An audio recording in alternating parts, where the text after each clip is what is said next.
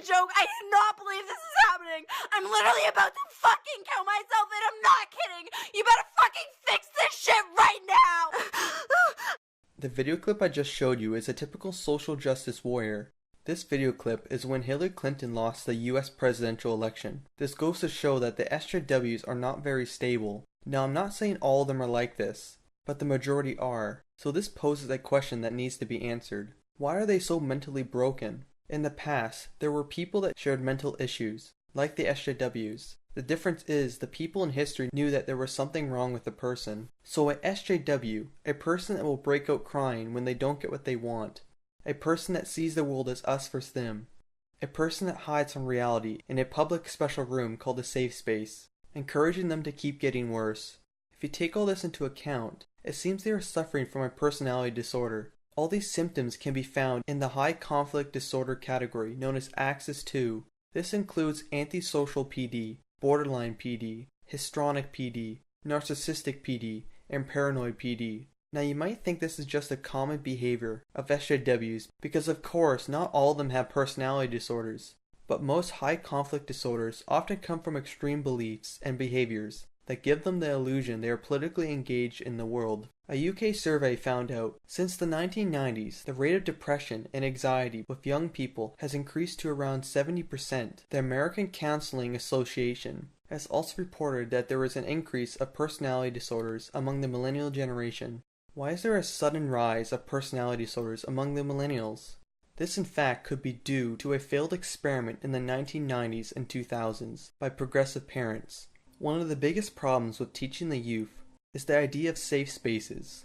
A survey in 2014 surveyed 100,000 college students at 53 U.S. campuses by the American College Health Association found that 84% of the U.S. students felt they were unable to cope with college life and studies. Around half of the students experienced overwhelming anxiety. Now that is a red flag. That should not be that high of a statistic in the first place, but sadly it is. Now that we're on the topic of safe spaces, what is the point of them? The so-called safe space is for minority groups and students in distress. These individuals think people are out to get them at college campuses. This is just a sample of paranoia.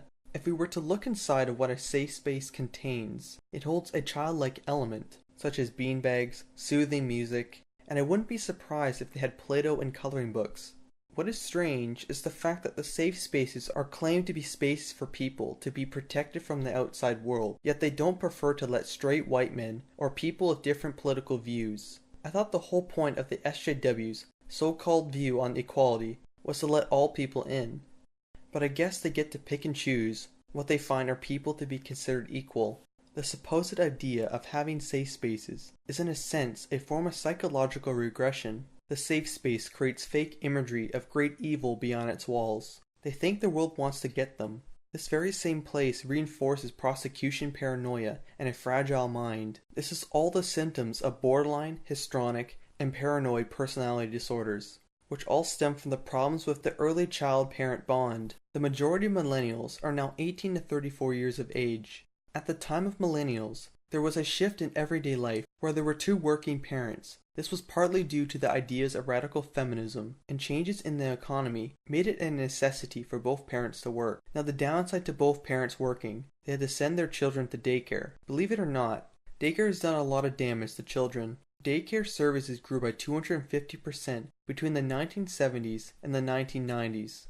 According to Bowlby's maternal deprivation thesis, babies are required to have 2 years of intimate attention to allow them to form the caregiver and child bond. This bond is extremely important to properly keep a secure ego formation. If anything were to disturb this process, it could expose children to respond in antisocial behavior later in life in a time of stress. The National Institute of Child Health and Human Development found that children in full-time daycare were close to 3 times more likely to show signs of behavior problems than children cared for by their mothers at their home. In fact, the more time children spend in any kind of daycare, no matter how good the daycare was, the children were found to be more aggressive in nature. Years after daycare, the SJWs scream and cry at their parents and the government for not protecting them from the imagined threats of society.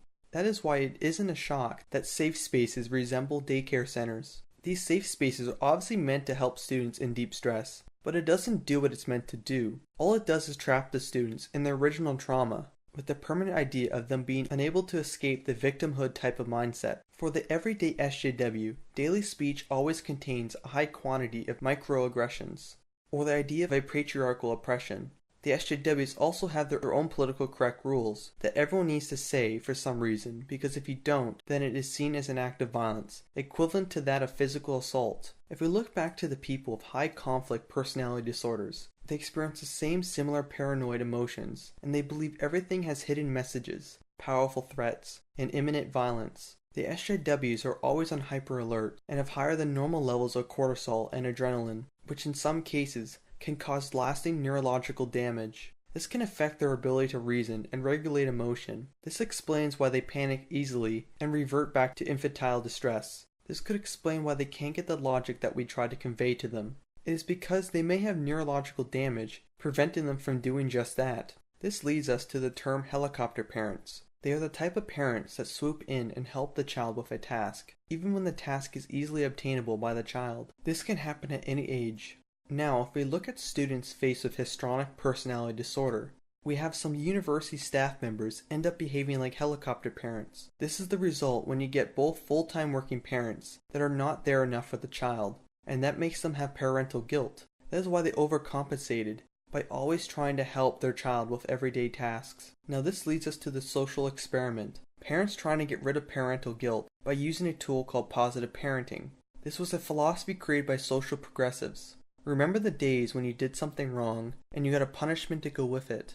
Well, with positive parenting, they were taught to not discipline their child for doing something wrong. They were instead supposed to use positive reinforcement in the act that it could raise their children with high self-esteem. This way of thinking became very popular. It was used in the increasingly progressive school systems. These progressive schools awarded children with non-competitive sports and participation medals for just taking part in school activities. Now how is that going to get children to push to their limits if they're going to get a pat on the back for everything they do? That is a horrible message. The SJWs passed from daycare all through high school. The whole time they have been artificially enforced with high self-esteem and were told they were morally superior in every way than the generations that came before them. They were tricked into believing politically correct language to the point they began to lecture their own parents and others on equality, racism, and sexism. From the ages of 6 to 18, they took place in Save the Planet projects. They were always told that they were the next heroes of change. These teachings of a false picture of the world and massively exaggerated sense of self-importance did not help them in any way compensate their deep-rooted trauma of parental neglect. Positive parenting created a young generation of people that were narcissistic and believed that the world perceives them as a threat to their self-worth. When we look at the SJW's so-called protests, they are laced with hypocrisy at every given moment. They claim they fight for freedom, yet they oppose freedom of speech. They should realize by now that they need freedom of speech in order to protest their own views. The SJW support violent disruption of public talks, such as the talk from Jordan Peterson at McMaster University, without any thought to the people wanting to hear Peterson talk. That is to show the narcissism, which makes them think they are superior to everyone else. The SJWs believe that the world should not have any boundaries, where everyone is equal. They want free healthcare, free education, and free immigration, but at the same time want to further divide people into groups, labels, and segregated spaces. The SJWs claim that the world is run by a patriarchal state, yet at the same time demand the government to police their politically correct language and rules for them to punish people that go against them. That would result in them creating an authoritarian government that ruled by force. The SJWs always claim they are fighting for human rights, yet they are parading around a symbol of genocide, the communist flag. They say they are pro-feminist and women's rights, and at the same time defend Sharia law, which could care less about women's rights. Living in contradictions is a problem. The SJW's dynamics of love me or I hate you is in borderline pathology, called splitting. In splitting, the SJW's mindset is every issue they deal with is all or nothing. That is why they think everyone that disagrees with them is an enemy. Splitting also comes with symptoms, such as low impulse control, dysphoria, histrionics, a feeling of emptiness, self-harming, and suicidal ideation. If we look back to the girl in the beginning of the video, she was suffering from mental illness that comes from the idea of splitting. The SJWs are trying to blame politics for their own compulsion to self-harm. When the SJWs became of age to leave their parents' homes in the 2010s, They soon realized that they didn't have the proper tools to live in a stable life, so the first thing they could think of is to find someone to blame for their own problems. They couldn't blame their own parents and teachers because it wouldn't be believable. That is why they looked for an enemy that could be blamed for everything. Then they joined politics, and in doing so found identity politics. Using identity politics, they found other people in the same boat as them and formed in unity, thus creating the social justice warriors. In time, they found the enemy they were searching for. Using their hatred of the fictional patriarchy, capitalism, and white men, they found their excuse for everything. With the election of President Donald Trump, the SJWs have found an even better excuse of them all, blaming Trump for their entire past mental trauma. In the stages before psychosis, the sufferers from high conflict personality disorders, in their mind, they need an all-encompassing enemy, because if they don't, identity politics falls apart, and that they need to be fighting for something to blame. Without a battle to fight, they wouldn't be called warriors, fighting for social justice. The SJWs need the title of victims. If we look into what they claim are the reasons they are victims, it just isn't true. They are not victims of white oppression and the wage gap, just to name a few. In that being said, it doesn't necessarily mean they aren't victims, because in a sense, they are victims of a failed so-called progressive experiment that used the millennials as test dummies. A lot of the SJWs have suffered a great deal of mental trauma when they were growing up, such as progressive parenting, not having their parents at the essential time to establish the proper parent-child bond, and many other problems I've mentioned before. I'm also not saying that every SJW suffers from mental illness, but mental illness can explain a lot of the SJW cases. That is basically how the SJWs were created, but it offers another question: who created the SJWs?